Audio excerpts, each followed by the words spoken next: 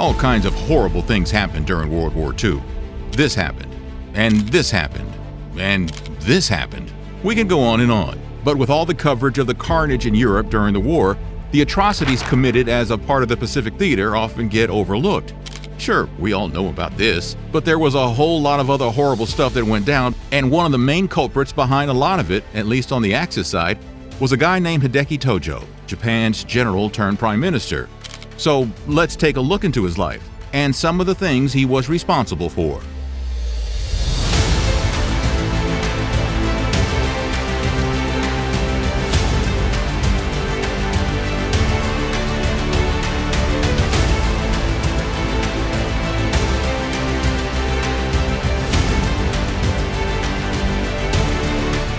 Tojo's last days. If you were on the losing side of a war, responsible for countless war crimes and also the demise of thousands upon thousands of people, you might want to take the easy way out, instead of facing the consequences, which is exactly what the Japanese general and Prime Minister Hideki Tojo wanted to do. A little over a month after the U.S. laid waste to the entire cities of Nagasaki and Hiroshima with its new atomic war toys, Hideki Tojo knew the jig was up. After Japan's surrender, Tojo was discharged from his position as prime minister and was preparing to face the possibility of being arrested and tried for war crimes. Tojo shot himself in the chest at his home in Tokyo. Some say he asked a doctor to mark a charcoal X on his chest so he knew where to shoot. Now, either the doctor wasn't a very good one, or Tojo had terrible aim, because the bullet missed his heart and lodged in his stomach. His wife found him shortly after and called for medical assistance, and Tojo was rushed to a hospital, where he underwent emergency surgery to remove the bullet. Now, despite the seriousness of his injuries, Tojo survived and was later arrested by Allied forces. Whether the attempt reflected actual guilt he had about what went down in the Pacific, or whether he just wanted an easy out, is up for debate, though. His trial eventually began on April 29, 1946, as part of the Tokyo War Crimes Tribunal. This trial lasted until November 12, 1948. Tojo was found guilty and was sentenced to death. On December 23, 1948, Tojo met his maker. After he was sent to the gallows, his attorney read a statement that he'd written a few weeks prior. In it, Tojo defended his actions during the war, but also expressed regret for the suffering that it had caused. He also stated that he was willing to accept responsibility for his actions and to face the consequences of his crimes. It's hard to know Tojo's true intentions, though. His statement was heavily edited by the Allied authorities who were overseeing his trial and execution. He apparently wrote some stuff about Japan's divinity and its right to expand its empire, but they removed any references to that, as well as any criticism of the Allies. Tojo, the ultranationalist. More often than not, bad things happen when a leader, or anyone else for that matter, claims that they and their people have a divine right to something. And it wasn't any different for Hideki Tojo and the Japanese during World War II. We just mentioned how Allied authorities removed references that Tojo made about Japan's divinity and its inherent right to expand its empire. Let's get more into that. Tojo and other ultranationalists in Japan during the early 20th century believed that it was Japan's divine right to basically rule the rest of the world. The idea was based on the belief that the Japanese emperor, a guy named Hirohito at the time, was a direct descendant of the sun goddess Amaterasu, and was therefore also divine. This belief in the emperor's divinity gave Japan a special place in the world, and a unique mission to promote the emperor's rule and expand the Japanese empire. Tojo himself was gulping down the Kool-Aid. He was a strong believer in the emperor's divine right to rule and saw Japan as superior to other nations in the region. He also believed that Japan's destiny was to lead and unify Asia under the Japanese empire, and he saw war as a means to achieve this. The whole divine right to rule thing also directly contributed to the Japanese military's extreme brutality towards prisoners of war and civilians during World War II, something we'll get into shortly. The Japanese military saw themselves as superior to other nations and believed that they were basically fighting a holy war to defend their divine emperor and promote Japan's interest. Holy wars never lead to good things. Tojo's ultranationalism was also directly connected to something called the Bushido Code, which was a set of ethical and moral principles that guided the samurai warrior class in Japan. Tojo believed that Japan needed to adopt the principles of Bushido in order to assert its dominance across the world and become the alpha dog country it always knew it could be. Tojo saw the Bushido Code as a way to instill a sense of duty, loyalty, and discipline in the Japanese military, and he emphasized the importance of self-sacrifice and honor in warfare. He believed that Japan's soldiers should be willing to die for their country, and that surrender was dishonorable. And it was this refusal to surrender that would prove so disastrous for so many people throughout the war in the Pacific. Tojo and the Nazis. Before we get into that, let's talk about this man. It's hard not to talk about World War II without mentioning one of the most despicable leaders in all of human history. The relationship between the Japanese and the Germans was a weird one, and it was more complex than it might first appear. Saying that they were allies, full stop, is like saying Will Smith and Chris Rock are successful entertainers and just leaving it at that. Yes, it's true, but I think we're leaving something out. Oh, wow! There were certain reasons that the German-Japanese alliance came to be. Both nations believed in the superiority of their people and aggressively pursued ultra-nationalistic expansion with the hopes of asserting dominance in their respective regions, the German soldiers in Europe and the Japanese in Asia. In September 1940, Japan joined Germany and Italy in the Tripartite Act, which established the Axis powers. The three countries pledged to support each other in their respective efforts to establish a new order in Europe and Asia. While the pact didn't result in any formal alliances between Japan and Germany, it did signal a closer relationship between the two countries. During the war, Japan and Germany cooperated militarily in certain areas, including submarine warfare and helping each other develop certain technologies. The Japanese military also received training and technical assistance from German advisors. Tojo himself had mixed views about Nazi Germany and its loud, angry leader. While he wasn't particularly a big admirer of their leader or the way he managed things, Tojo and a lot of other Japanese military leaders saw Germany as a potential ally against the Soviet Union. Tojo viewed Germany's rampage through Europe as a way to weaken the Iron Curtain, which Japan also saw as a potential threat. But Tojo never fully embraced Nazi ideology. The Japanese military saw themselves as superior to other Asian nations, but didn't share the downright horrifying racial theories held by the Nazis. Tojo and other Japanese leaders were also wary of Germany's expansionism in Europe and its potential impact on Japan's own imperial ambitions in Asia. The Japanese Gestapo. Before we get into the war crimes Tojo committed against the soldiers and civilians of other countries, let's first see how he terrorized the people of his own country. From 1935 to 1937, Tojo served as the head of the Kenpeitai, Japan's military police force. It was basically the Japanese version of the Gestapo. While heading up the Kenpeitai, Tojo was super active in suppressing political dissent and maintaining order within the military and civilian populations of Japan. Under Tojo's leadership, the Kenpeitai built a reputation for using all kinds of brutal tactics to keep Japanese civilians in line with Japan's nationalist agenda. Tactics that included torture and intimidation of political dissidents, journalists, and others seen as threats to Japan's militarist regime. The Kenpeitai also enforced strict censorship laws, monitored communications and activities of civilians, and expressed opposition to Japan's military expansion in China and Southeast Asia. Tojo's time as head of the Kenpeitai helped to establish his reputation as a ruthless and authoritarian leader, and he continued to use these tactics in his subsequent roles as Minister of War and Prime Minister. He helped lay the groundwork for the atrocities that would be carried out by the Kenpeitai outside of Japan during World War II. Civilians and POWs in Japanese-occupied territories in China, Korea, and Southeast Asia faced a pretty bleak future if they were captured by the Kenpeitai officers. The Kenpeitai was responsible for the punishing and terminating of civilians suspected of supporting resistance movements or engaging in anti-Japanese activities. This included the Philippine resistance movement, as well as the torture and execution of Chinese civilians in cities like Nanjing and Shanghai.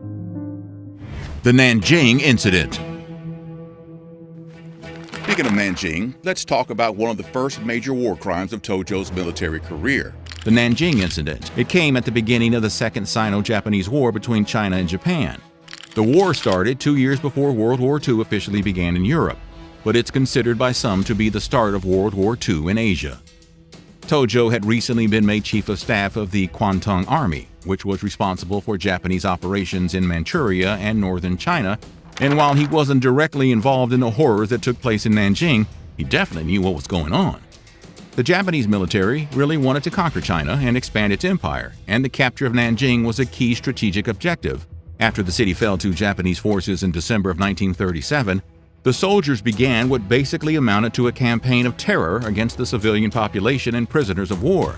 Over the course of a few weeks, Japanese soldiers carried out mass executions, forced themselves on women, and did all kinds of other unsavory things to Japanese civilians and prisoners of war. The exact number of victims is unknown, but estimates range from 40,000 to 300,000. There isn't really a single explanation for why the atrocities occurred, but a few factors probably contributed to the brutality. One was the Japanese military's belief in the concept of Bushido that we mentioned earlier. Bushido was the way of the warrior, a code of conduct that emphasized the importance of loyalty, honor, and bravery. This ideology, when it was combined with a sense of racial superiority over the Chinese, could have contributed to the Japanese soldiers' willingness to commit such extreme acts of violence. Another factor was the breakdown of military discipline and the failure of Japanese military leaders to control their troops. This one can be directly traced back to Tojo himself.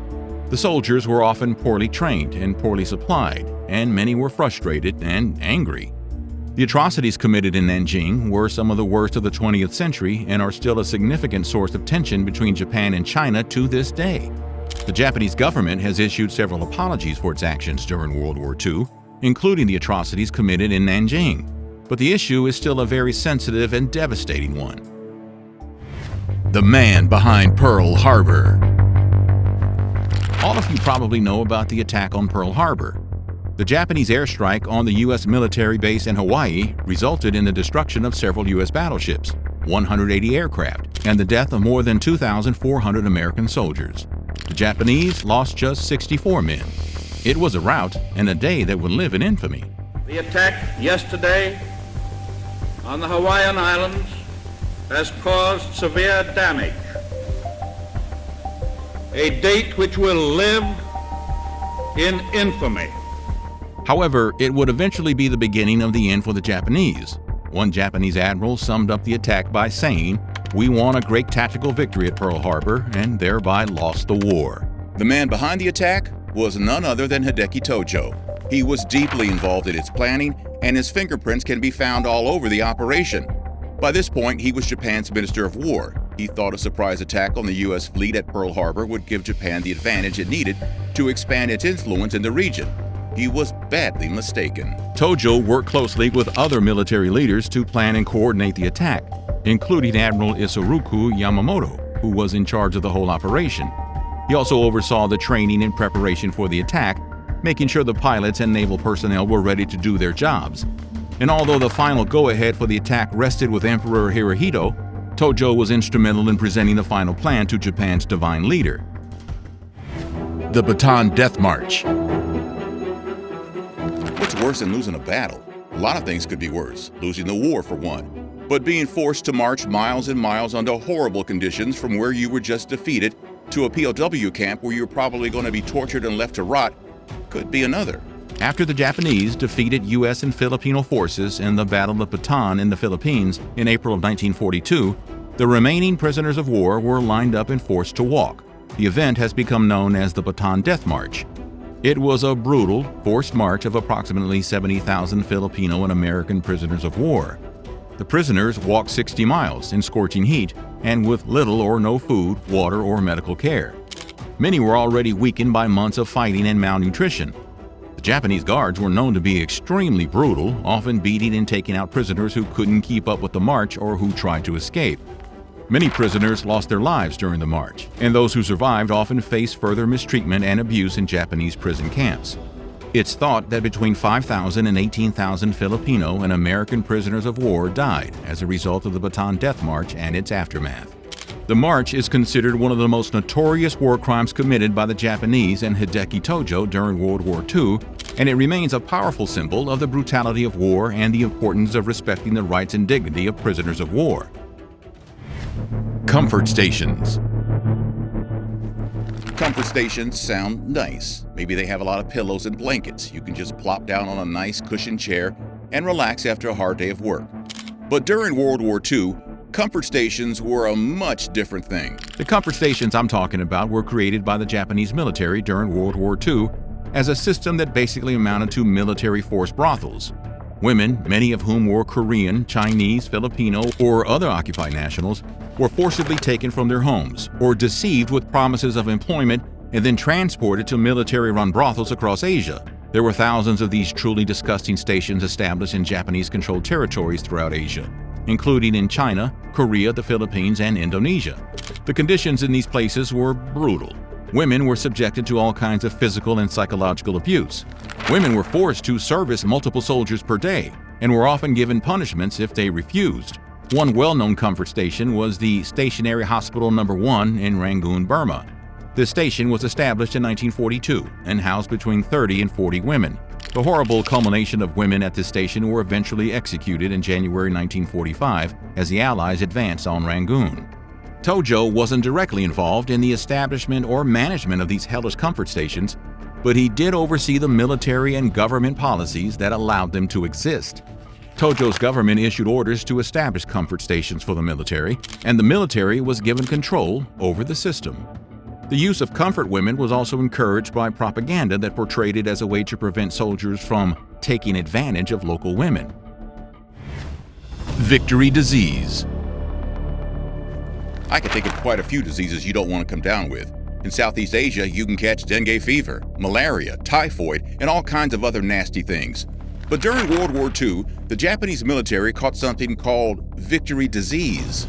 Victory disease is a term used to describe the overconfidence and complacency that can develop in a military after a series of early successes. The Japanese were doing pretty well in the early stages of the Pacific Theater.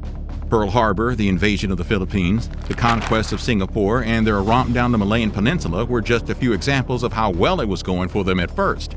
These early successes led to a sense of invincibility among the Japanese military and political leadership, which in turn led to a failure to anticipate the resilience and determination of their enemies, particularly the United States. The Japanese also underestimated the logistical challenges of maintaining an empire that was growing by the minute, eventually stretching from Burma to the Aleutian Islands. The combination of overconfidence and logistical difficulties contributed to a series of defeats for Japan, including the Battle of Midway and the Guadalcanal Campaign. Despite these setbacks, the Japanese military leadership remained convinced that they were still winning and were slow to adapt their tactics or strategies. And yet again, it was Hideki Tojo pushing this refusal to accept defeat. Tojo's refusal to consider surrender prolonged the conflict and resulted in the unnecessary loss of thousands of lives on both sides. As an example of this was the unnecessary prolonged Battle of Okinawa, which lasted for almost 3 months. It was one of the bloodiest battles in the Pacific Theater, with an estimated 14,000 U.S. casualties and over 120,000 Japanese military and civilian casualties. Tojo's stubbornness also led to the continued use of kamikaze attacks by Japanese pilots, which resulted in yet more loss of life for the Japanese Air Force and did pretty much nothing to change the outcome of the war. Victory disease ultimately helped seal Japan's defeat and really only served to further destroy the country. After the war, Tojo's actions and those of other Japanese leaders who shared his views led to Japan being occupied by Allied forces for several years. The occupation was marked by significant changes to Japan's political and social systems, including the establishment of a new constitution and the disbandment of Japan's military. But then again, who wants to surrender and lose a war? Saying Tojo and Japanese should have surrendered is kind of like saying if at first you don't succeed, just give up. What else would you like to know about Japan during World War II? Let us know in the comments, and don't forget to like and subscribe for more Nutty History.